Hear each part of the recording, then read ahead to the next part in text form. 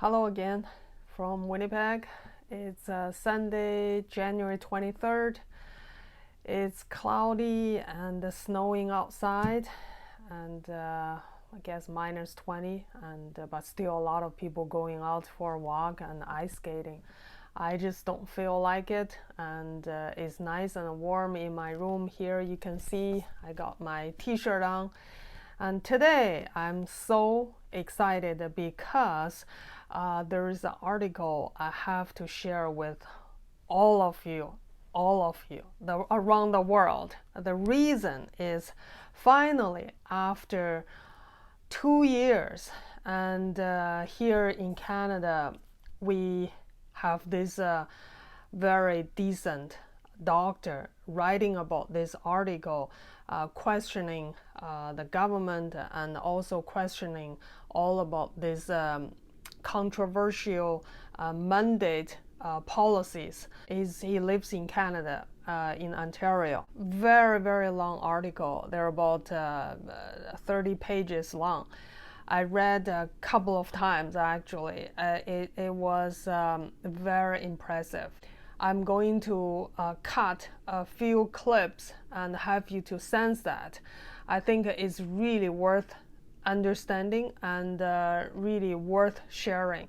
You know, after 2 years fighting with COVID and going through these four waves, finally we come to the Omicron, and everybody understands highly contagious virus.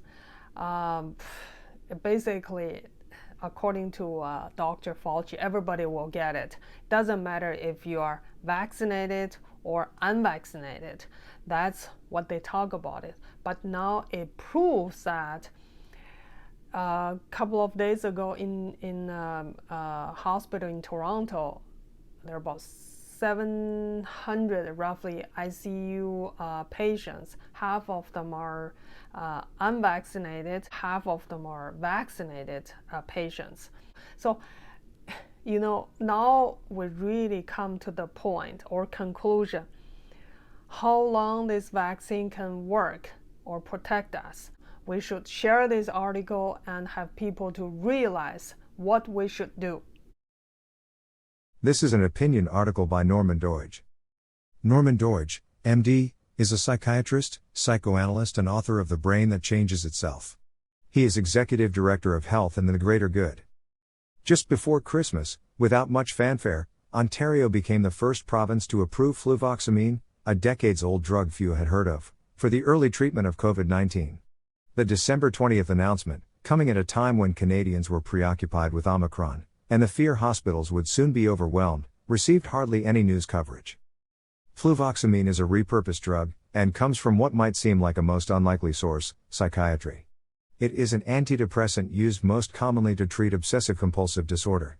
It wasn't horrible feeling, but as we progressed, the tube kind of got scratchy on the back of my... Few cases of severe disease.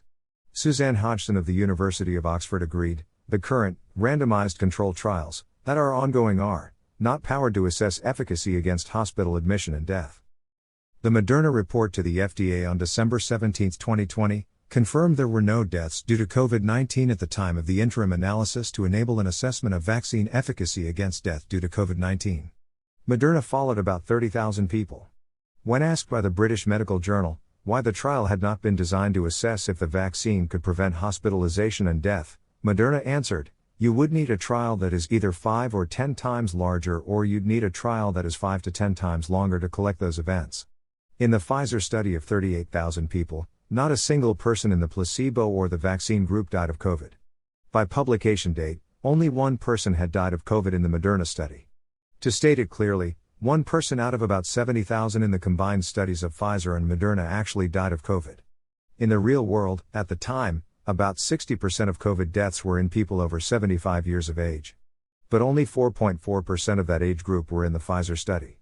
The sample chosen was not appropriate to answer the public's most pressing question: could the vaccine save lives? And how long had the Moderna and Pfizer vaccines been studied, when released for mass use in the winter of 2021? 2 months. These studies looked at the vaccines at their most potent, in a low-risk population, and gave us a flattering snapshot. But COVID-19 is a movie. In contrast, the Mayo study, and the Israeli data, were looking at data over a more realistic time course to test effectiveness.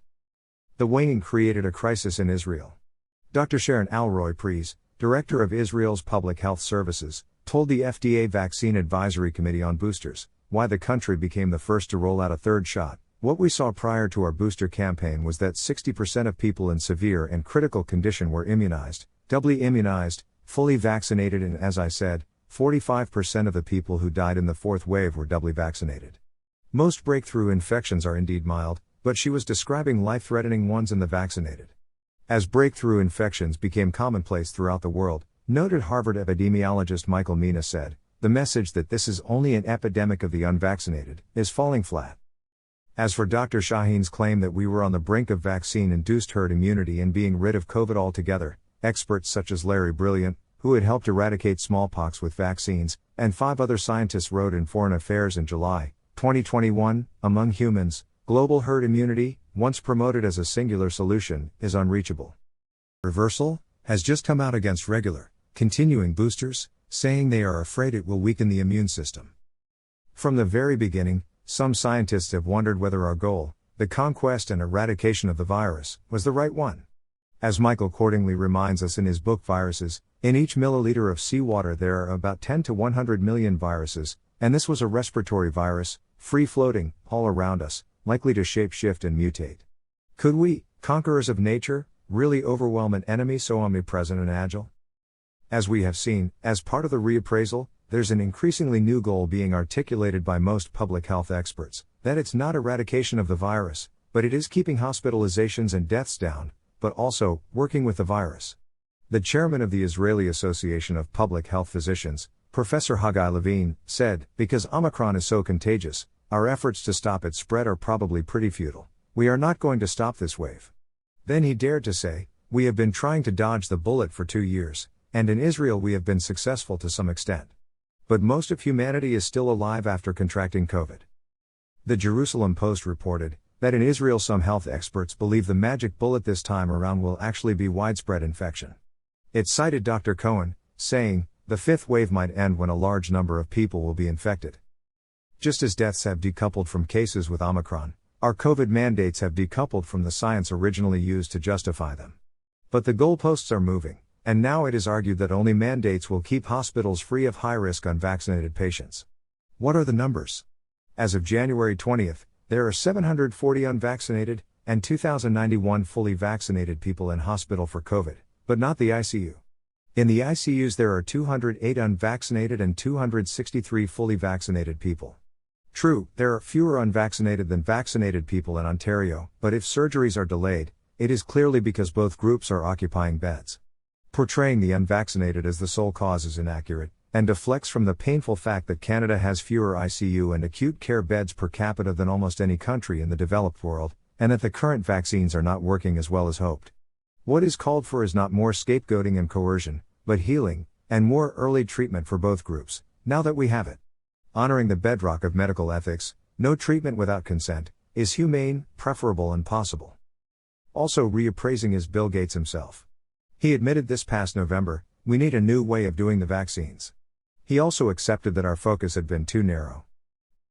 Vulnerable through focused protection, and focused vaccination.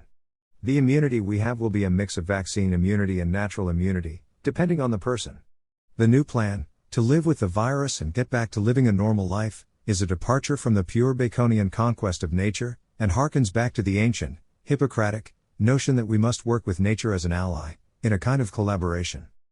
Since nature can indeed be both the enemy, but also is our very foundation, and potential ally and friend, no narrative that excludes either side of this friend and foe duality can ever do justice to medicine and healing.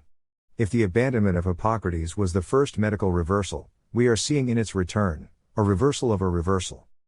It's been a blow to our Baconian narcissism to be upended by nature these past 2 years.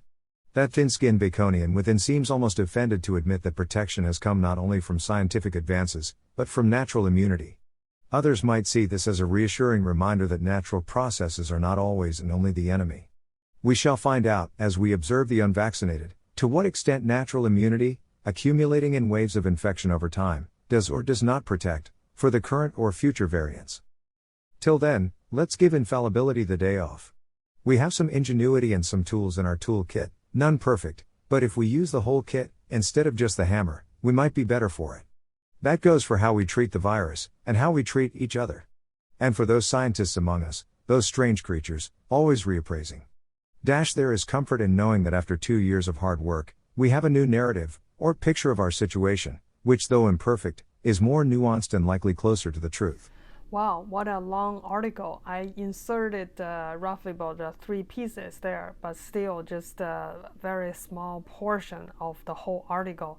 I'll try to put the link in the comment area.